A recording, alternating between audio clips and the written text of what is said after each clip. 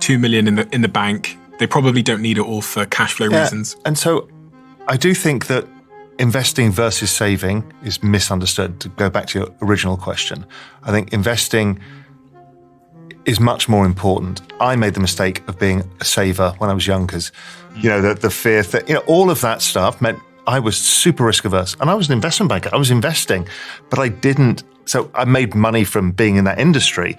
So I'm just going to hoard cash. I did worse for doing that. And then once we saw the banking system fail, I'm like, I'm not doing this anymore. I'm going to take control of my own finances.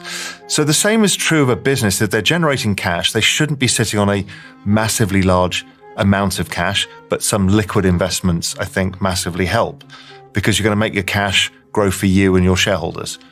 And that's important. But don't let go of your liquidity because when you really need it and you don't have cash, that's the worst thing in the world, particularly when you've saved the money.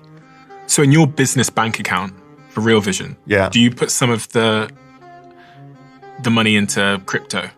It depends. A lot of it gets reinvested for growth within the company. Okay. So you're making the decision how's your capital going to grow? Is it going to grow your share price via reinvesting in the business? Or is it better to use the savings pool and buy other investments and diversify away?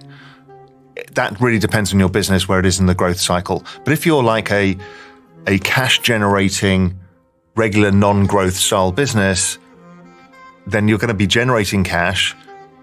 You might have taken some dividends out and bought a house and done all that thing. Yeah, there's no reason not to do some relatively conservative investment strategy. Humphrey, you worked with lots of rich people advising them.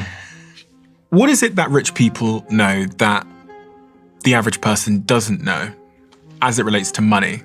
Because there are money games that you discover when you get to see behind the curtain. What is